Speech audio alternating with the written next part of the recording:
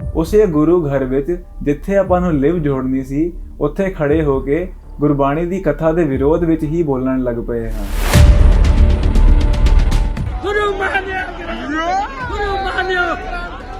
ਸੋ ਸਤਿਕਾਰਯੋਗ ਭਾਈ ਸਾਹਿਬ ਜੀ ਤੋਂ ਮੈਂ ਇੱਕ ਸਵਾਲ ਪੁੱਛਣਾ ਚਾਹੁੰਦਾ ਹਾਂ ਕਿ ਇਹਦੇ ਵਿੱਚ ਨਵੀਂ ਗੱਲ ਕਿਹੜੀ ਹੈ ਤੇ ਫਿਰ ਇਹਦਾ ਕੀ ਪ੍ਰੂਫ ਹੈ ਕਿ ਗੁਰੂ ਸਾਹਿਬ ਨੇ ਗੁਰੂ ਮਾਨਿਓ ਗ੍ਰੰਥ ਕਿਹਾ ਸੀ। ਵਾਹਿਗੁਰੂ ਜੀ ਕਾ ਖਾਲਸਾ, ਵਾਹਿਗੁਰੂ ਜੀ ਕੀ ਫਤਿਹ। ਗੁਰੂ ਪਿਆਰਿਓ, ਜਿਵੇਂ ਕਿ ਆਪ ਸਾਰੇ ਜਾਣਦੇ ਹੀ ਹੋ ਕਿ ਅੱਜ ਕੱਲ ਸ੍ਰੀ ਦਸਮ ਗ੍ਰੰਥ ਸਾਹਿਬ ਜੀ ਬਾਰੇ ਫਿਰ ਤੋਂ ਵਿਵਾਦ ਸ਼ੁਰੂ ਹੋ ਗਿਆ ਹੈ। ਪੰਥ ਵਿੱਚ ਕੋਈ ਵੀ ਦੁਬਿਧਾ ਜਾਂ ਕੋਈ ਵੀ ਵਿਵਾਦ ਹੋਵੇ, ਗੁਰੂ ਸਾਹਿਬ ਜੀ ਨੇ ਸਾਨੂੰ ਉਪਦੇਸ਼ ਦਿੱਤਾ ਹੈ ਕਿ ਹੋ ਇਕੱਤਰ ਮਿਲੋ ਮੇਰੇ ਭਾਈ, ਦੁਬਿਧਾ ਦੂਰ ਕਰੋ ਲਿਵ ਲਾਏ। ਵਾਹਿਗੁਰੂ ਜੀ ਦੇ ਨਾਮ ਕੀਰਤਨ ਵਿੱਚ ਲਿਵ ਜੋੜ ਕੇ ਦੁਬਿਧਾ ਨੂੰ ਦੂਰ ਕਰੋ। ਪਰ ਇੱਥੇ ਤਾਂ ਅਸੀਂ ਉਸੇ ਗੁਰੂ ਘਰ ਵਿੱਚ ਜਿੱਥੇ ਆਪਾਂ ਨੂੰ ਲਿਵ ਜੋੜਨੀ ਸੀ, ਉੱਥੇ ਖੜੇ ਹੋ ਕੇ ਗੁਰਬਾਣੀ ਦੀ ਕਥਾ ਦੇ ਵਿਰੋਧ ਵਿੱਚ ਹੀ ਬੋਲਣ ਲੱਗ ਪਏ ਹਾਂ। ਤੇ ਖਾਸ ਕਰ ਕੁਝ ਕੁ ਵੀਡੀਓਜ਼ ਮੇਰੇ ਸਾਹਮਣੇ ਜਿਹੜੀਆਂ ਆਈਆਂ ਨੇ, ਕੁਝ ਤਾਂ ਬਹੁਤ ਹੀ ਹੱਸਣ ਵਾਲੀਆਂ ਹੈਗੀਆਂ ਨੇ। ਆਓ ਮੈਂ ਤੁਹਾਨੂੰ ਇੱਕ ਕਲਿੱਪ ਦਿਖਾਉਂਦਾ ਹਾਂ। ਗੁਰੂ ਮਾਨਿਓ ਗ੍ਰੰਥ, ਗੁਰੂ ਮਾਨਿਓ ਗ੍ਰੰਥ, ਗੁਰੂ ਮਾਨਿਓ ਗ੍ਰੰਥ, ਗੁਰੂ ਮਾਨਿਓ ਸਭ। ਸੋ ਸਤਿਕਾਰਯੋਗ ਭਾਈ ਸਾਹਿਬ ਜੀ ਤੋਂ ਮੈਂ ਇੱਕ ਸਵਾਲ ਪੁੱਛਣਾ ਚਾਹੁੰਦਾ ਹਾਂ ਕਿ ਇਹਦੇ ਵਿੱਚ ਨਵੀਂ ਗੱਲ ਕਿਹੜੀ ਹੈਗੀ। ਗੁਰੂ ਮਾਨਿਓ ਗ੍ਰੰਥ ਇਹ ਤਾਂ ਹਰ ਵਾਰੀ ਅਰਦਾਸ ਵਿੱਚ ਬੋਲਿਆ ਹੀ ਜਾਂਦਾ ਹੈ, ਪਰ ਮੈਂ ਇਹਨਾਂ ਤੋਂ ਇੱਕ ਸਵਾਲ ਪੁੱਛਣਾ ਚਾਹੁੰਦਾ ਹਾਂ। ਆਗਿਆ ਪਈ ਅਕਾਲ ਕੀ ਤਬੈ ਚਲਾਇਓ ਪੰਥ, ਸਭ ਸਿੱਖਨ ਕੋ ਹੁਕਮ ਹੈ ਗੁਰੂ ਮਾਨਿਓ ਗ੍ਰੰਥ। ਧੰਨ ਧੰਨ ਸਤਿਗੁਰੂ ਗ੍ਰੰਥ ਸਾਹਿਬ ਜੀ ਮਹਾਰਾਜ ਸਾਡੇ ਜੁਗੋ ਜੁਗ ਅਟਲ ਸਤਿਗੁਰੂ ਨੇ। ਪਰ ਜਿਹੜੀ ਪੰਕਤੀਆਂ ਨੇ ਗੁਰੂ ਮਾਨਿਓ ਗ੍ਰੰਥ, ਇਹ ਕਿਹੜੇ ਗ੍ਰੰਥ ਵਿੱਚੋਂ ਲਈਆਂ ਗਈਆਂ ਨੇ? ਇਹ ਕਿਹੜੀ ਰਾਈਟਿੰਗ ਵਿੱਚੋਂ ਨੇ? ਕਿਸ ਨੇ ਇਸ ਪੰਕਤੀਆਂ ਨੂੰ ਉਚਾਰਨ ਕੀਤਾ ਤੇ ਕਿਹੜੇ ਗ੍ਰੰਥ ਵਿੱਚੋਂ ਸਾਨੂੰ ਇਹ ਮਿਲਦੀਆਂ ਨੇ?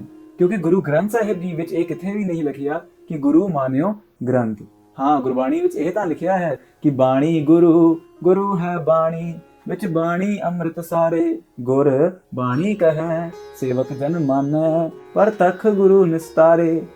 ਸੋ ਜਿਹੜੇ ਲੋਕੀ ਕਹਿੰਦੇ ਨੇ ਕਿ ਅਸੀਂ ਹੋਰ ਕਿਸੇ ਧਰਮ ਗ੍ਰੰਥ ਨੂੰ ਨਹੀਂ ਮੰਨਦੇ, ਅਸੀਂ ਹੋਰ ਕਿਸੇ ਰਹਿਤਨਾਮੇ ਨੂੰ ਨਹੀਂ ਮੰਨਦੇ, ਅਸੀਂ ਕਿਸੇ ਇਤਿਹਾਸਿਕ ਗ੍ਰੰਥ ਨੂੰ ਨਹੀਂ ਮੰਨਦੇ, ਤੇ ਫਿਰ ਇਹਦਾ ਕੀ ਪ੍ਰੂਫ ਹੈ ਕਿ ਗੁਰੂ ਸਾਹਿਬ ਨੇ ਗੁਰੂ ਮਾਨਿਓ ਗ੍ਰੰਥ ਕਿਹਾ ਸੀ? ਸੋ ਖੈਰ, ਅੱਜ ਦੀ ਵੀਡੀਓ ਵਿੱਚ ਨਾ ਸਿਰਫ ਆਪਾਂ ਸ੍ਰੀ ਦਸਮ ਗ੍ਰੰਥ ਸਾਹਿਬ ਜੀ ਅਤੇ ਗੁਰਬਾਣੀ ਦੀ ਗੱਲ ਕਰਾਂਗੇ, ਪਰ ਅੱਜ ਅਸੀਂ ਮਾਰਕੀਟਿੰਗ, ਪੋਲਿਟਿਕਸ ਤੇ ਇਲੈਕਸ਼ਨਸ ਬਾਰੇ ਵੀ ਕੁਝ ਨਾ ਕੁਝ ਸਿੱਖਾਂਗੇ। ਜਿਵੇਂ ਕਿ ਆਪ ਜੀ ਜਾਣਦੇ ਹੀ ਹੋ ਕਿ ਭਾਰਤ ਵਰਸ਼ ਵਿੱਚ ਅੱਜ ਹਿੰਦੂ ਰਾਸ਼ਟਰ ਦਾ ਸੰਕਲਪ ਲੈ ਕੇ ਮੋਦੀ ਸਰਕਾਰ ਅੱਗੇ ਵਧ ਰਹੀ ਹੈ। ਮੋਦੀ ਸਰਕਾਰ ਕੀ ਕਰਦੀ ਹੈ ਕਿ ਆਪਣੇ ਵੋਟਾਂ ਨੂੰ ਜਿੱਤਣ ਵਾਸਤੇ, ਪੋਲਿਟਿਕਸ ਵਿੱਚ ਬਣੇ ਰਹਿਣ ਵਾਸਤੇ ਧਰਮ ਦਾ ਪੱਤਾ ਖੇਡਦੀ ਹੈ।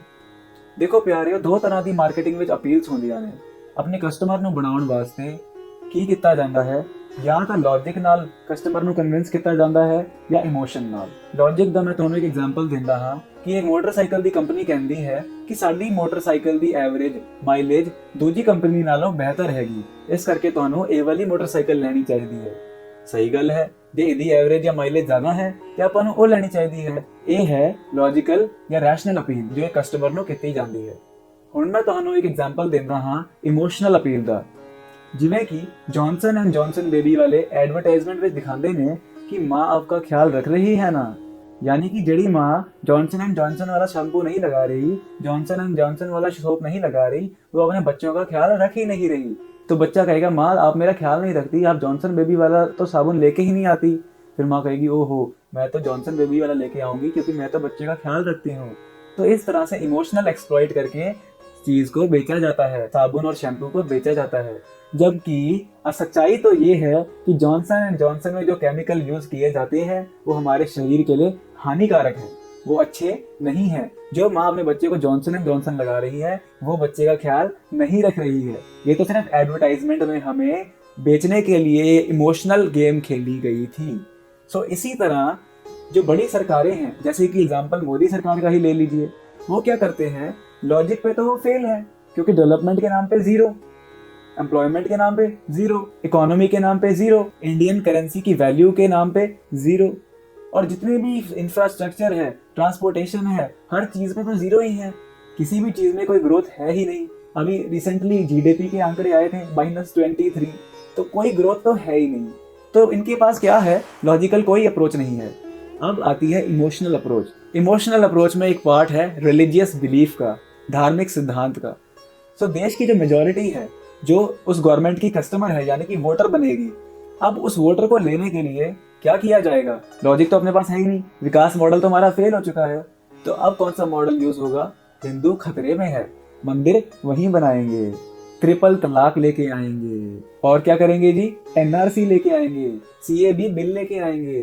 तो इस प्रकार बार बार हिंदू खतरे में है, हिंदू खतरे में है बोल बोल के मेजॉरिटी हिंदूज की वोट को अपनी तरफ लिया जाएगा, जबकि वो हिंदू जानते भी हैं कि हमारे देश में इन्होंने कोई डेवलपमेंट नहीं लेके आनी। पर हाँ, जो नफरत दूसरे धर्मों के खिलाफ, माइनॉरिटीज के खिलाफ फैला दी गई है और हिंदू खतरे में है बोल बोल के डराया गया है, इस इमोशनल बिलीफ की सेटअप की वजह से, इस रिपीटेड लाइज की वजह से वो बंदा कंफ्यूज होके, वो बंदा जाने अनजाने में ही ऐसी पार्टी को वोट दे देता है जो डेवलपमेंट के नाम पे जीरो है।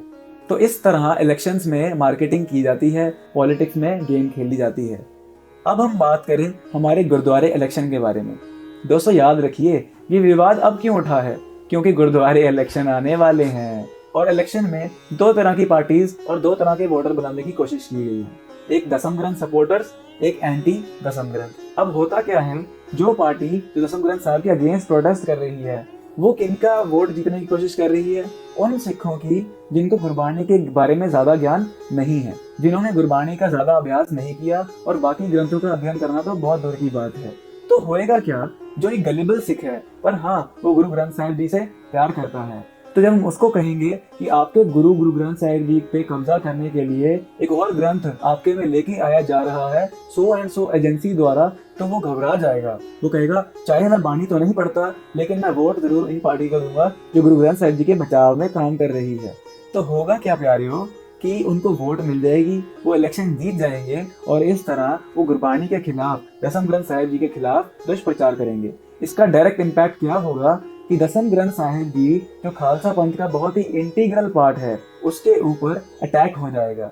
जैसे कि श्री दसम ग्रंथ साहिब जी की 3 बाणियां हमारे अमृत संस्कार में प्रयोग में आती हैं, जैसे कि दसम ग्रंथ साहिब जी की प्रथम बाणी श्री जाप साहिब, इसी प्रकार श्री अकाल उस्तक विचों त्वै प्रसाद सवैये भी अमृत संस्कार विच प्रयोग विच आउंदी है। इसे प्रकार चरित्रोपाख्यान, जिस बारे बहुत लोग शंका करते ने कि ਇਹਦੇ ਵਿੱਚ ਤਾਂ ਇਹ ਕੁਝ ਲਿਖਿਆ ਹੋਇਆ ਹੈ ਜੀ, ਬੜਾ ਗੰਦ ਪਸੰਦ ਲਿਖਿਆ ਹੋਇਆ ਹੈ। ਤੁਹਾਡੇ ਵਿੱਚੋਂ ਅਗਰ ਕਿਸੇ ਦਾ ਵੀ ਪੁੱਤਰ ਡਾਕਟਰੀ ਦੀ ਪੜ੍ਹਾਈ ਕਰ ਰਿਹਾ ਹੈ ਜਾਂ ਤੁਸੀਂ ਡਾਕਟਰ ਬਣੇ ਹੋ, ਆਪਣੀ ਬੁੱਕਸ ਜਾਂ ਆਪਣੇ ਬੱਚਿਆਂ ਦੀ ਬੁੱਕਸ ਖੋਲ ਕੇ ਵੇਖਿਓ ਉਹਦੇ ਵਿੱਚ ਕੀ ਦਿੱਤਾ ਹੋਇਆ ਹੈ, ਉਹਦੇ ਵਿੱਚ ਕੀ ਸਿਖਾਇਆ ਗਿਆ ਹੈ, ਕਿ ਉਹ ਅਸ਼ਲੀਲ ਚੀਜ਼ਾਂ ਨੇ, ਕਿ ਉਹ ਗਲਤ ਚੀਜ਼ਾਂ ਨੇ, ਜਾਂ ਫਿਰ ਇਹ ਪੜ੍ਹਾਈ ਜ਼ਰੂਰੀ ਹੈ। ਇਸੇ ਤਰ੍ਹਾਂ ਅੱਜ ਫੋਰਨ ਕੰਟਰੀਜ਼ ਵਿੱਚ ਇਹ ਪੜ੍ਹਾਈ ਬੱਚਿਆਂ ਨੂੰ ਸਕੂਲ ਵਿੱਚ ਦਿੱਤੀ ਜਾਂਦੀ ਹੈ, ये गलत गल है। हुण उसी चरित्रोपाख्यान विचों ही साडी श्री बेनती चौपाई साहिब जी हैगी, हमरी करो हाथ दा रक्षा, पूरन होए चित की इच्छा। सो ये 3 बाणियां दसम ग्रंथ साहिब जी विचों ने ते 2 बाणियां जपजी साहिब ते आनंद साहिब ये गुरु ग्रंथ साहिब जी विचों ने। सो साडी खंडे दी पहल अमृत संस्कार दी मर्यादा ही दसम ग्रंथ दी बाणियां दे नाल ही बनदी है। एक सिख दा सिੱਖੀ मंडल में शामिल ही तां होना हुंदा है जद अमृत छक के खंडे बाटल दी पहल लैके 5 बाणियां दा नितनेमी होवे, तां ही ਉਹ ਗੁਰਸਿੱਖੀ ਦੇ ਮੰਡਲ ਵਿੱਚ ਸ਼ਾਮਿਲ ਹੋ ਸਕਦਾ ਹੈ। So serious attack on Gursikhi is attacking on Dasam Granth Sahib ji. ਇਸੇ ਪ੍ਰਕਾਰ ਜਿਹੜੀ ਆਪਾਂ ਅਰਦਾਸ ਕਰਦੇ ਹਾਂ, ਪ੍ਰਥਮ ਭਗਉਤੀ ਸਿਮਰ ਕੈ ਗੁਰ ਨਾਨਕ ਲਈ ਤੇ ਆਏ, ਫਿਰ ਅੰਗਦ ਗੁਰ ਤੇ ਅਮਰਦਾਸ ਰਾਮਦਾਸੈ ਹੋਈ ਸਹਾਏ, ਅਰਜਨ ਹਰ ਗੋਬਿੰਦਨੋ ਸਿਮਰੋ ਸ੍ਰੀ ਹਰਿ ਰਾਏ, श्री हर कृष्ण ते आई है जिस डिठा सब दुख जाए, तेग बहादुर सिमरिया कर नौन दयावे धाए, सब थाई होए सहाय। ਇਹ ਅਰਦਾਸ ਵੀ श्री दसम ग्रंथ साहिब जी विच चंडी दी वार विचों है। इसी प्रकार आप जी ने एक चीज होर ध्यान दित्ती होगी कि इस चंडी दी वार विच 9 गुरु साहिबाना दे नाम आए ने। जे ਆਪਾਂ श्री गुरु ग्रंथ साहिब जी महाराज जी ਦਾ ਪਾਠ ਕਰੀਏ ਤੇ ਉਹਦੇ ਵਿੱਚ ਮਹਾਰਾਜ ਜੀ ਨੇ 5 ਗੁਰੂ ਸਾਹਿਬਾਨਾਂ ਦੇ ਨਾਮ ਦਿੱਤੇ ਨੇ। ਗੁਰੂ ਨਾਨਕ ਦੇਵ ਜੀ ਮਹਾਰਾਜ ਜੀ ਤੋਂ ਲੈ ਕੇ ਗੁਰੂ ਅਰਜਨ ਦੇਵ ਸਾਹਿਬ ਜੀ ਦੇ ਮਹਾਰਾਜ ਜੀ ਤੱਕ, ਜਿਵੇਂ ਕਿ ਰਾਏ ਬਲਵੰਤ ਜੀ ਕੀ ਵਾਰ ਆਪ ਜੀ ਪੜੋਗੇ, ਜਾਂ ਆਪ ਜੀ ਪਟਾਂ ਦੇ ਸਵਈਏ ਪੜੋਗੇ, ਜਿੱਦਾਂ ਕਿ ਜੋਤ ਰੂਪ ਹਰ ਆਪ ਗੁਰੂ ਨਾਨਕ ਕਹਾਇਓ, ਤਾਂ ਤੇ ਅੰਗਦ ਭਇਓ ਤਤ ਸਿਓ ਤਤ ਮਿਲਾਇਓ। ਸੋ ਇਸ ਵਾਲੇ ਸ਼ਬਦ ਵਿੱਚ ਗੁਰੂ ਸਾਹਿਬ ਜੀ ਨੇ 5 ਗੁਰੂ ਸਾਹਿਬਾਨਾਂ ਦਾ ਨਾਮ ਦਾ ਜ਼ਿਕਰ ਕੀਤਾ ਹੈ। ਪਰ ਜੇ ਅਸੀਂ ਬਚਿੱਤਰ ਨਾਟਕ ਪੜ੍ਹੀਏ ਤੇ ਉਹਦੇ ਵਿੱਚ ਮਹਾਰਾਜ ਜੀ ਨੇ 9ਵੇਂ ਸਰੂਪਾਂ ਦਾ ਜ਼ਿਕਰ ਕੀਤਾ ਹੈ, ਜਿਵੇਂ ਕਿ ਸ਼੍ਰੀ ਨਾਨਕ ਅੰਗਦ ਕਰਮਾਨਾ, ਅਮਰਦਾਸ ਅੰਗਦ ਪਹਿਚਾਨਾ, ਅਮਰਦਾਸ ਰਾਮਦਾਸ ਕਹਾਇਓ, ਸਾਧਨ ਲਖਾ ਮੋੜ ਨਹਿ ਪਾਇਓ, पिन पिन सब हूँ कर जाना, एक रूप किन हूँ पहचाना, जिन जाना तिन ही सद पाई, बिन समझै सिर हाथ न आई।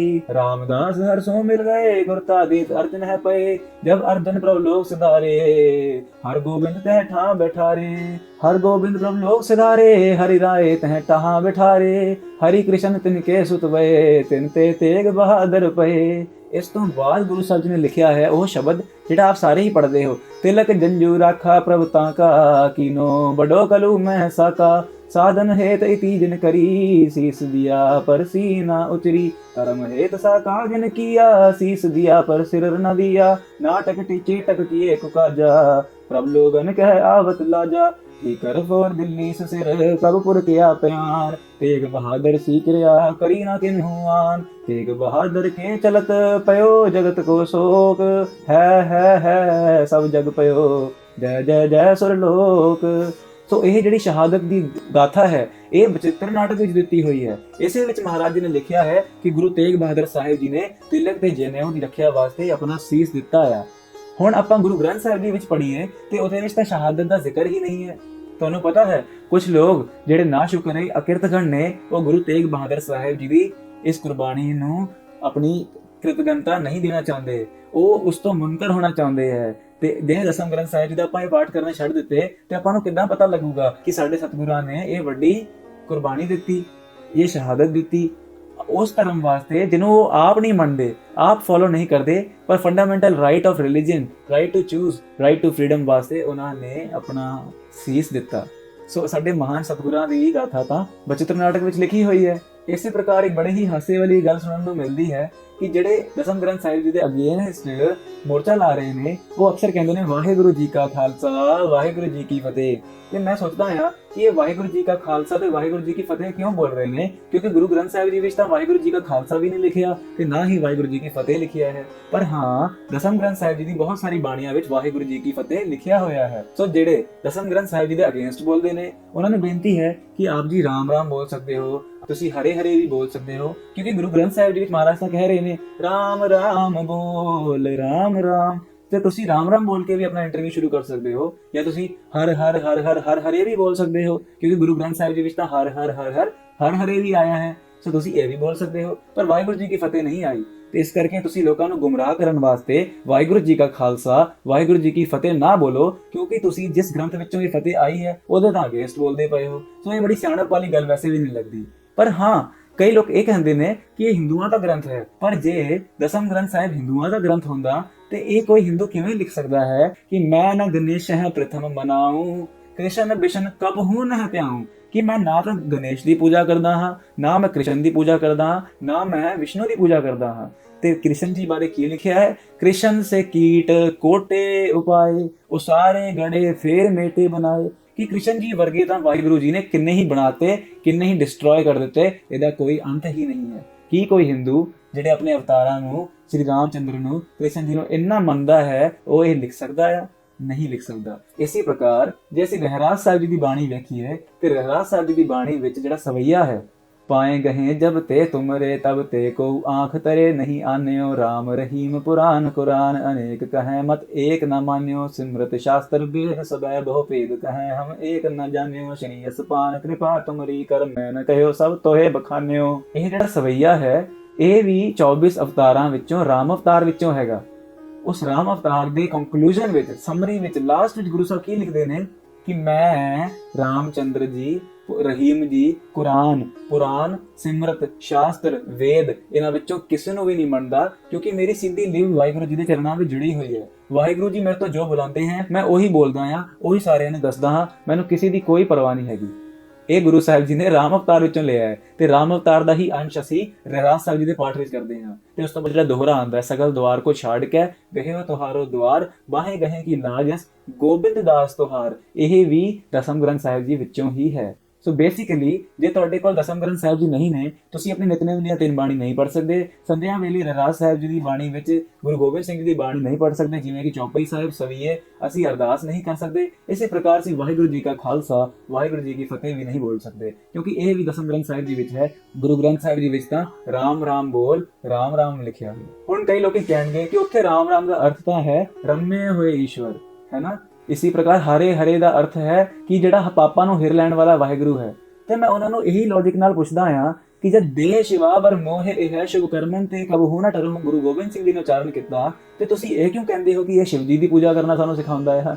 ਕਿਉਂਕਿ ਸ਼ਿਵ ਜੀ ਜਿਹੜੇ ਹੋਏ ਨੇ ਉਹ ਤਾਂ ਮਹਾਦੇਵ ਸੀਗੇ, ਜਿਹੜੇ ਗੁਰੂ ਗੋਬਿੰਦ ਸਿੰਘ ਜੀ ਨੇ ਚੌਪਈ ਸਾਹਿਬ ਵਿੱਚ ਕਲੀਅਰ ਕੀਤਾ ਹੈ ਕਿ ਮਹਾਦੇਵ ਕੋ ਕਹਿਤ ਸਦਾ ਸ਼ਿਵ ਨਿਰੰਕਾਰ ਕਾ ਚੀਨਤ ਨਹਿ ਭਿਵ, ਕਿ ਤੂੰ ਮਹਾਦੇਵ ਨੂੰ ਕਹਿੰਦਾ ਹੈ ਕਿ ਸਦਾ ਰਹਿਣ ਵਾਲਾ ਸ਼ਿਵ ਰੂਪੀ ਪਰਮੇਸ਼ਰ ਹੈ ਇਹ, ਪਰ ਤੂੰ ਅਸਲੀ ਨਿਰੰਕਾਰ ਜੀ ਦਾ ਭੇਦ ਸਮਝਦਾ ਹੀ ਨਹੀਂ, ਤੂੰ ਅਸਲੀ ਨਿਰੰਕਾਰ ਦਾ ਸੀਕ੍ਰੇਟ ਤਾਂ ਸਮਝਦਾ ਹੀ ਨਹੀਂ ਕਿ ਜਿਹੜਾ ਨਿਰੰਕਾਰ ਹੈ ਉਹਦਾ ਅਸਲੀ ਕਲਿਆਣਕਾਰੀ ਗੁਣ ਜੋ ਹੈ ਉਸ ਕਰਕੇ ਉਹਦਾ ਨਾਮ ਸ਼ਿਵ ਪਿਆ ਹੈ। ਜਿਸ ਪ੍ਰਕਾਰ ਉਹਦੇ ਰਮੇ ਹੋਣ ਕਰਕੇ ਉਹਦਾ ਨਾਮ ਰਾਮ ਪਿਆ ਹੈ, ਉਹਨੂੰ ਪਾਪਾਂ ਨੂੰ ਡਿਸਟਰੋਏ ਕਰ ਲੈਂਦਾ ਹੈ, ਪਾਪਾਂ ਨੂੰ ਹਿਰ ਲੈਂਦਾ ਹੈ, ਇਸ ਲਈ ਉਹਦਾ ਨਾਮ ਹਰੀ ਪਿਆ ਹੈ। ਇਸੇ ਪ੍ਰਕਾਰ ਉਹ ਕਲਿਆਣਕਾਰੀ ਹੈ, ਇਸ ਕਰਕੇ ਉਹਦਾ ਨਾਮ ਸ਼ਿਵ ਪਿਆ ਹੈ। ਸੋ ਦੇਹ ਸ਼ਿਵਾ ਵਰ ਮੋਹਿ ਇਹ ਦਾ ਅਰਥ ਹੈ ਕਿ ਇਹ ਕਲਿਆਣਕਾਰੀ ਵਾਹਿਗੁਰੂ ਜੀ ਮੈਨੂੰ ਇਹ ਵਰਦਾਨ ਦੇਵੋ ਕਿ ਮੈਂ ਸੱਚ ਵਾਸਤੇ ਅਨਿਆਏ ਦੇ ਖਿਲਾਫ ਹਮੇਸ਼ਾ ਆਪਣੀ ਆਵਾਜ਼ ਉਠਾ ਸਕਾਂ, ਆਪਣੀ ਜਾਨ ਤੱਕ ਦੇ ਸਕਾਂ, ਪਰੇ ਮੈਦਾਨ ਵਿੱਚ ਜੂਝਦੇ ਹੋਏ ਨਿਦਾਨ ਨੂੰ ਪ੍ਰਾਪਤ ਹੋਵਾਂ। ਸੋ ਇਸ ਪ੍ਰਕਾਰ ਦਸਮ ਗ੍ਰੰਥ ਸਾਹਿਬ ਜੀ ਮਹਾਰਾਜ ਸਾਨੂੰ ਸਿੱਖਿਆ ਦੇ ਰਹੇ ਆ। ਇਸੇ ਪ੍ਰਕਾਰ ਦਸਮ ਗ੍ਰੰਥ ਸਾਹਿਬ ਜੀ ਵਿੱਚ ਹੋਰ ਵੀ ਸ਼ਬਦ ਆਏ ਨੇ, ਜਿਵੇਂ ਕਿ ਖੜਗ ਕੇਤ, ਸਰਬ ਕਾਲ, ਸਰਬ ਲੋਹ, ਇਹ ਸਾਰੇ 20 ਰਸੀ ਨਾਮ ਗੁਰੂ ਸਾਹਿਬ ਜੀ ਨੇ ਵਾਹਿਗੁਰੂ ਨੂੰ ਦੇ ਦਿੱਤੇ ਨੇ।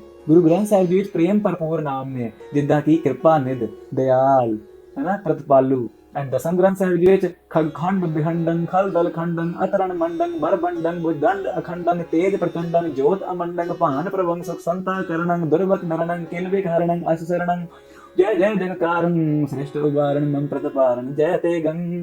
ਸੋ ਇਸ ਪ੍ਰਕਾਰ ਕਿਰਪਾਨ ਦੇ ਰੂਪ ਵਿੱਚ ਵਾਹਿਗੁਰੂ ਜੀ ਦੇ ਨਾਮ ਦਿੱਤੇ ਨੇ ਕਿ ਗੁਰਸਿੱਖ ਵਾਹਿਗੁਰੂ ਦਾ ਨਾਮ ਵੀ ਲਏ ਤੇ ਉਹਦੇ ਅੰਦਰ ਵੀਰ ਰਸ ਭਰ ਜਾਵੇ, ਉਹਦੇ ਅੰਦਰ ਲੜਨ ਦਾ, ਜੂਝਣ ਦਾ ਸਪਿਰਿਟ ਭਰ ਜਾਵੇ। ਸੋ ਇਸ ਪ੍ਰਕਾਰ ਗੁਰੂ ਸਾਹਿਬ ਜੀ ਨੇ ਸਾਨੂੰ ਇਤਨੀ ਬਖਸ਼ਿਸ਼ ਕਰਕੇ ਦਿੱਤੀ ਹੈ, ਜਿਹਦੇ ਖਿਲਾਫ ਕੁਝ ਅਣਜਾਣ ਲੋਕੀ ਕਿਉਂ ਪ੍ਰੋਟੈਸਟ ਕਰਨ ਲੱਗ ਪਏ ਨੇ। ਸੋ ਕਾਰਨ ਜਿਹੜਾ ਸੀਗਾ ਉਹ ਮੈਂ ਆਪ ਜੀ ਨੂੰ ਦੱਸਿਆ ਹੈ ਕਿ ਉਹ ਹੈ ਇਲੈਕਸ਼ਨਸ, ਵੋਟਸ ਐਂਡ ਪੋਲਿਟਿਕਸ।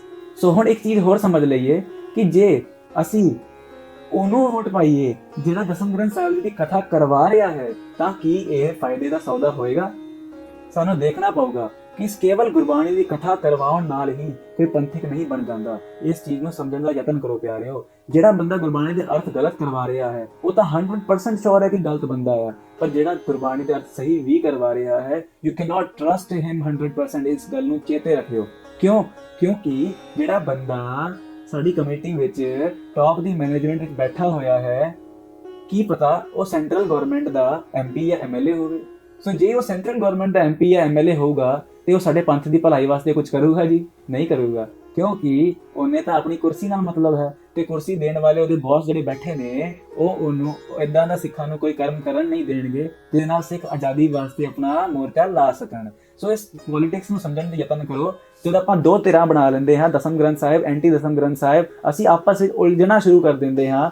ਅਸੀਂ ਆਪਣਾ ਕੀਮਤੀ ਟਾਈਮ ਜੋ ਅਸੀਂ ਆਪਣੀ ਰਹਿਤ ਮਰਿਆਦਾ ਵਿੱਚ ਪਰਪੱਕ ਹੋਣ ਵਾਸਤੇ ਲਗਾ ਸਕਦੇ ਸੀਗੇ, ਅੰਮ੍ਰਿਤ ਵੇਲੇ ਉੱਠ ਕੇ ਨਾਮ ਜਪਣ ਵਿੱਚ ਲਗਾ ਸਕਦੇ ਸੀਗੇ, ਗੁਰਮਤਿ ਗੁਰਬਾਣੀ ਇਤਿਹਾਸ ਦਾ ਰਿਸਰਚ ਵਿੱਚ ਲਗਾ ਸਕਦੇ ਸੀਗੇ, ਹੋਰ ਆਪਣੀ ਦੁਨਿਆਵੀ ਉਪਲਬਧੀਆਂ ਵਿੱਚ ਲਗਾ ਸਕਦੇ ਸੀਗੇ, ਆਪਣੀ ਸਕਿੱਲਸ ਰਿਫਾਈਨਮੈਂਟ ਵਿੱਚ ਲਗਾ ਸਕਦੇ ਸੀ, ਆਪਣੀ ਹੈਲਥ ਦੇ ਉੱਤੇ ਫੋਕਸ ਕਰ ਸਕਦੇ ਸੀਗੇ, ਫਿਜ਼ੀਕਲ ਐਕਟੀਵਿਟੀ ਕਰ ਸਕਦੇ ਸੀਗੇ, ਜਾਂ 100 ਤਰ੍ਹਾਂ ਦੀ ਪੋਜ਼ਿਟਿਵ ਚੀਜ਼ਾਂ ਕਰ ਸਕਦੇ ਸੀਗੇ। ਉਹ ਇੰਪੋਰਟੈਂਟ ਟਾਈਮ ਸਾਡਾ ਇਸ ਬੇਕਾਰ ਦੀ ਉਲਝਣਾ ਵਿੱਚ ਹੀ ਲੱਗਿਆ।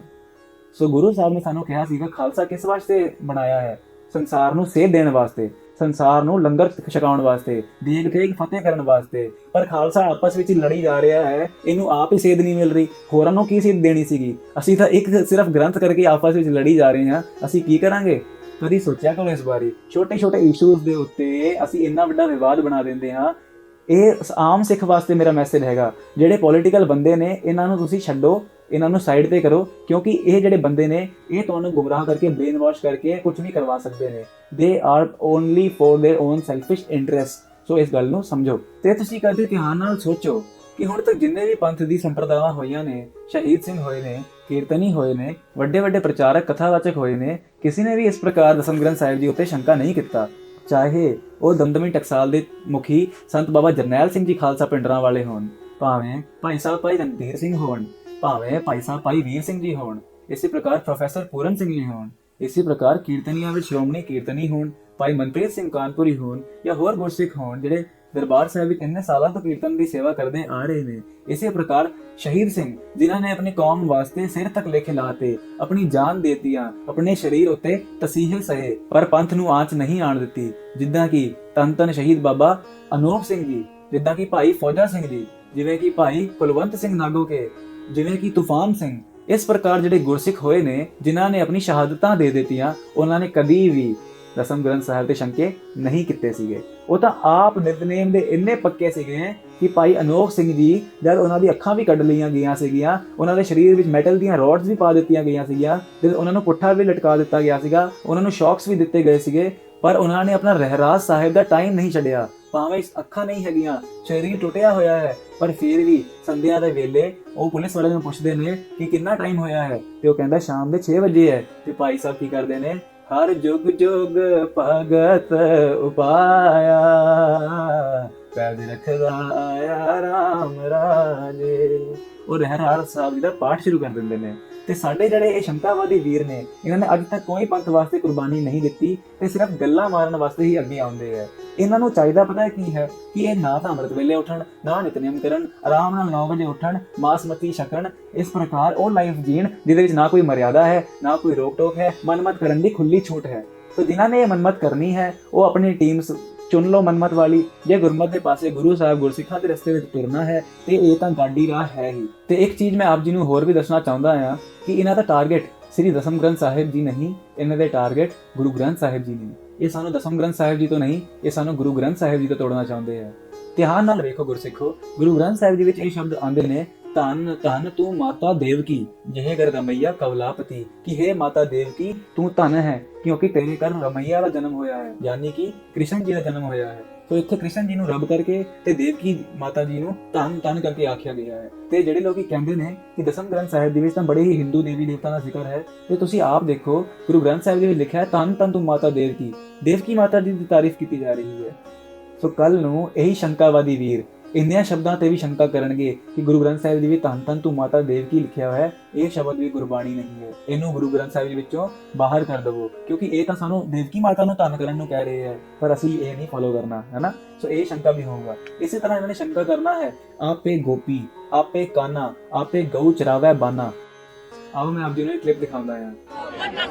गुरु मानियो ग्रंथ, गुरु मानियो ग्रंथ, गुरु मानियो ग्रंथ, गुरु मानियो। सो गुरु प्यारिओ सत्कारयोग भाई साहब जी, ਇਹਦੇ ਵਿੱਚ ਨਵੀਂ ਗੱਲ ਕਿਹੜੀ ਹੈ? ਇਹ ਤਾਂ ਅਸੀਂ ਵੀ ਕਹਿ ਹੀ ਰਹੇ ਹਾਂ ਕਿ ਸਤਿਗੁਰੂ ਗੁਰੂ ਗ੍ਰੰਥ ਸਾਹਿਬ ਜੀ ਹੀ ਸਭ ਤੋਂ ਸ਼੍ਰੋਮਣੀ ਜੁਗੋ ਜੁਗ ਅਟਲ ਸਾਡੇ ਗੁਰੂ ਗ੍ਰੰਥ ਸਾਹਿਬ ਜੀ ਨੇ। ਪਰ ਦਸਮ ਗ੍ਰੰਥ ਸਾਹਿਬ ਜੀ ਵਿੱਚ ਸਾਡੇ ਕਲਗੀਧਰ ਪਿਤਾ ਜੀ ਦੀ ਗੁਰਬਾਣੀ ਹੈ, ਸੋ ਉਹਨੂੰ ਆਪਾਂ ਨੂੰ ਪੜ੍ਹਨਾ ਚਾਹੀਦਾ ਹੈ। ਜਿੰਨਾ ਸਤਿਕਾਰ ਹੋ ਸਕੇ ਉਹਨਾਂ ਸਤਿਕਾਰ ਵੀ ਕਰਨਾ ਚਾਹੀਦਾ ਹੈ। ਗੁਰਬਾਣੀ ਦੀ ਰਿਸਪੈਕਟ ਹਰ ਰਾਏ ਸਾਹਿਬ ਜੀ ਨੇ ਸਾਨੂੰ ਆਪਣੀ ਸਾਖੀ ਦੇ ਦੁਆਰਾ ਸਿਖਾਈ ਸੀ, ਸੋ ਕਿਰਪਾ ਕਰਕੇ ਉਹ ਸਾਖੀ ਪੜ੍ਹ ਲਿਓ। ਇੱਥੇ ਇੱਕ ਫੰਡਾਮੈਂਟਲ ਕੁਐਸਚਨ ਹੋਰ ਖੜਾ ਹੁੰਦਾ ਹੈ कि आज्ञा पई अकाल की तबै चलायो पंथ, सब सिखां को हुक्म है गुरु मान्यो ग्रंथ। यह हुक्म गुरु गोबिंद सिंह जी का दिता होया है, ते गुरु गोबिंद सिंह जी ने यह हुक्म गुरु ग्रंथ साहिब जी विच दर्ज नहीं किया। ये किहड़े ग्रंथ विच दर्ज किया है? ये मेरा सवाल आप जी तो है कि ये कित्थे लिखिया है कि गुरु मान्यो ग्रंथ।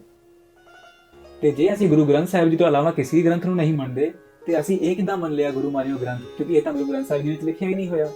सो मेरी आप सारिਆਂ ਨੂੰ ਇਹ ਰਿਕੁਐਸਟ ਹੈ ਕਿ ਥੋੜੇ ਖੁੱਲੇ ਦਿਮਾਗ ਨਾਲ ਸੋਚਿਆ ਕਰੋ ਤੇ ਤੁਹਾਨੂੰ ਅਗਰ ਇਹ ਸਭ ਸਮਝਣ ਤੋਂ ਬਾਅਦ ਤੁਹਾਡੇ ਮਨ ਵਿੱਚ ਕੋਈ ਸਵਾਲ ਉੱਠਦੇ ਨੇ ਤੇ ਸਿੰਪਲ ਹੈ, ਜਿਹੜੇ ਵੀ ਦਸਮ ਗ੍ਰੰਥ ਸਾਹਿਬ ਜੀ ਦੀ ਪੜ੍ਹਾਈ ਕਰਦੇ ਨੇ ਵਿਦਵਾਨ, ਉਹਨਾਂ ਤੋਂ ਸਵਾਲ ਪੁੱਛੋ, ਉਹਨਾਂ ਤੋਂ ਆਪਣੇ ਸ਼ੰਕਿਆਂ ਦੇ ਨਿਵਰਤੀ ਲਓ। ਇਹਦਾ ਰੌਲਾ ਪਾਉਣ ਦਾ ਕੀ ਫਾਇਦਾ ਹੈ? ਜੇ ਆਪ ਜੀ ਉਹਨਾਂ ਨੂੰ ਨਹੀਂ ਅਪਰੋਚ ਕਰ ਸਕਦੇ ਤੇ ਮੇਰੀ ਵੀਡੀਓ ਦੇ ਥੱਲੇ ਕਮੈਂਟ ਕਰ ਦਿਓ, ਸ਼ਾਇਦ ਮੈਂ ਆਪ ਜੀ ਨੂੰ ਸਵਾਲ ਦਾ ਜਵਾਬ ਦੇ ਦਾਂ, ਜਦ ਵੀ ਮੈਂ ਫ੍ਰੀ ਹੋਵਾਂਗਾ। ਇਸੇ ਪ੍ਰਕਾਰ ਜਿਹੜੇ ਲੋਕੀ ਦਸਮ ਗ੍ਰੰਥ ਸਾਹਿਬ ਜੀ ਦੇ ਅਗੇਂਸਟ ਬੋਲਦੇ ਨੇ, ਜਿਵੇਂ ਉਹਨਾਂ ਵਿੱਚੋਂ ਮੈਂ ਇੱਕ ਐਗਜ਼ਾਮਪਲ ਦਿੰਦਾ ਹਾਂ ਆਪ ਜੀ ਨੂੰ, ਜਿਵੇਂ ਢੱਡਰੀਆਂ ਵਾਲੇ ਨੇ, ਉਹਨਾਂ ਨੇ ਤਾਂ ਕਿੰਨੇ ਪੰਥ ਵਿੱਚ ਦੁਬਿਧਾ ਪਾਈ ਹੋਈ ਹੈ, ਉਹਨਾਂ ਦੀ ਤੁਸੀਂ ਦੇਖ ਲਓ ਕੀ ਹਾਲ ਨੇ। ਇਸੇ ਪ੍ਰਕਾਰ ਬਲਜੀਤ ਦਿੱਲੀ ਵਾਲੇ ਜਿਹੜੇ ਹੈਗੇ ਪ੍ਰਚਾਰਕ ਆਪਣੇ ਆਪ ਨੂੰ ਕਹਾਉਂਦੇ ਨੇ, ਉਹ ਨਾ ਤਾਂ ਕੜਾ ਪਾਉਂਦੇ ਆ ਨਾ ਕਿਰਪਾਨ ਪਾਉਂਦੇ ਆ। ਤੁਸੀਂ ਉਹਨਾਂ ਦੀ ਵੀਡੀਓ ਵੇਖੋ, ਮੈਂ ਉਹਨਾਂ ਦੀ ਕਲਿੱਪ ਤੁਹਾਨੂੰ ਸੁਣਾਉਂਦਾ ਆ। ਉਹਨਾਂ ਦਾ ਗੁਰੂ ਗ੍ਰੰਥ ਸਾਹਿਬ ਜੀ ਪ੍ਰਤੀ, ਗੁਰਬਾਣੀ ਪ੍ਰਤੀ, ਗੁਰੂ ਨਾਨਕ ਸਾਹਿਬ ਪ੍ਰਤੀ ਕਿੰਨੀ ਆਸਥਾ ਸ਼ਰਧਾ ਤੇ ਕਿੰਨਾ ਸਤਿਕਾਰ ਹੈ, ਉਹਨਾਂ ਦੀ ਬੋਲੀ ਸੁਣ ਕੇ ਹੀ ਆਪ ਜੀ ਨੂੰ ਪਤਾ ਲੱਗ ਜਾਊਗਾ। ਆਓ ਸੁਣੀਏ। ਕਿਉਂਕਿ ਅਸੀਂ ਗੁਰੂ ਗੋਬਿੰਦ ਸਿੰਘ ਜੀ ਨੂੰ ਐਸਾ ਬਣਾ ਕੇ ਰੱਖ ਦਿੱਤਾ ਕਿ ਪਤਾ ਨਹੀਂ ਜਿਵੇਂ ਉਹ ਕੌਣ ਸੀਗੇ, ਪਰ ਨਹੀਂ, ਉਹ ਸਾਡੇ ਵਰਗੇ ਹੀ ਸੀਗੇ, ਸਾਡੇ ਵਰਗਾ ਹੀ ਉਹਨਾਂ ਦਾ ਸਰੀਰ ਸੀਗਾ, ਸਾਡੇ ਵਾਂਗ ਹੀ ਉਹ ਸੋਚਦੇ ਸੀਗੇ। ਗੁਰੂ ਅਰਜਨ ਸਾਹਿਬ ਨੂੰ ਵੀ ਆਪਣਾ ਮਾਈਂਡ ਸੈੱਟ ਕਰਨਾ ਆ ਗਿਆ ਸੀ, ਤਾਈਓ ਤੱਤੀ ਤਵੀ ਤੇ ਬਹਿ ਗਏ ਨੇ। ਮਾਈਂਡ ਸੈੱਟ ਸੀ ਨਾ, ਜੇ ਮਾਈਂਡ ਸੈੱਟ ਨਾ ਹੁੰਦਾ ਤੇ ਆਮ ਕੋਈ ਬੰਦਾ ਤੱਤੀ ਤਵੀ ਤੇ ਬਹਿ ਨਹੀਂ ਸਕਦਾ। ਜਿਹੜੀਆਂ ਗੱਲਾਂ ਗੁਰਬਾਣੀ ਦੱਸਦੀ ਪਈ ਹੈ ਨਾ, ਉਹ ਗੱਲਾਂ ਵੈਸੇ ਤੇ ਆਲਰੇਡੀ ਤੈਨੂੰ ਪਤਾ ਹੀ ਨੇ, ਸਾਰੀਆਂ ਪਤਾ ਹੀ ਹੈ ਨਾ ਸਾਰਿਆਂ ਨੂੰ। ਇਹ ਗੱਲਾਂ ਹੁਣ ਕੋਈ ਇਦਾਂ ਦੀ ਗੱਲ ਤਾਂ ਨਹੀਂ ਵੀ ਇਹ ਕੋਈ ਨਵੀਆਂ ਗੱਲਾਂ ਨੇ, ਅੱਜ ਹੀ ਕਿਤੋਂ ਆਈਆਂ ਨੇ ਤੇ ਸਾਨੂੰ ਕਿਸੇ ਨੂੰ ਕੁਝ ਪਤਾ ਹੀ ਨਹੀਂ। ਉਹ ਗੋਬਿੰਦ ਮਿਲਣ ਕੀ ਇਹ ਤੇਰੀ ਬਰੀਆ ਦੀ ਗੱਲ ਜਦੋਂ ਕਰ ਰਹੇ ਨੇ, ਉਹ ਗੋਬਿੰਦ ਹੈ ਕੌਣ ਹੈ? ਹੁਣੇ ਤੇ ਆਪਾਂ ਸਮਝ ਕੇ ਹਟੇ ਹਾਂ ਗੋਬਿੰਦ ਕੌਣ ਹੈ। ਬਾਣੀ ਦੇ ਬਾਰੇ ਜਿਹੜੀ ਗੱਲ ਲਿਖੀ ਗਈ ਨਾ ਵੀ ਧੁਰ ਕੀ ਬਾਣੀ ਆਈ, ਉਹ ਧੁਰ ਕੀ ਦਾ ਮਤਲਬ ਕੀ ਹੈ? ਧੁਰ ਕੀ ਹੈ? ਧੁਰ ਅੰਦਰੋਂ, ਆਹ ਜਿਹੜੀ ਅੰਦਰੋਂ ਆਈ, ਅੰਦਰੋਂ ਕਿੱਥੋਂ? ਆ ਬ੍ਰੇਨ ਦੇ ਵਿੱਚੋਂ। ਆ ਸਾਡੇ ਦਿਮਾਗ ਦੇ ਵਿੱਚੋਂ ਜਿਹੜਾ ਵੀ ਖਜ਼ਾਨਾ ਪਿਆ ਹੈ ਨਾ, ਉਹ ਸਾਰੇ ਦਾ ਸਾਰਾ ਖਜ਼ਾਨਾ ਕਿੱਥੇ ਪਿਆ ਹੈ? ਉਹ ਗੁਣਾ ਵਾਲਾ ਖਜ਼ਾਨਾ, ਉਹ ਬਾਣੀ ਵਾਲਾ ਖਜ਼ਾਨਾ, ਉਹ ਗਿਆਨ ਵਾਲਾ ਖਜ਼ਾਨਾ ਆਖਰ ਪਿਆ ਕਿੱਥੇ ਆ? ਆ ਮੇਰੇ ਧੁਰ ਅੰਦਰ ਪਿਆ, ਮੇਰੇ ਬ੍ਰੇਨ ਦੇ ਵਿੱਚ ਪਿਆ ਹੈ। ਉਹ ਰਤਨ ਜਵਾਹਰ ਮਾਣਿਕ ਇੱਥੇ ਹੀ ਪਏ ਨੇ।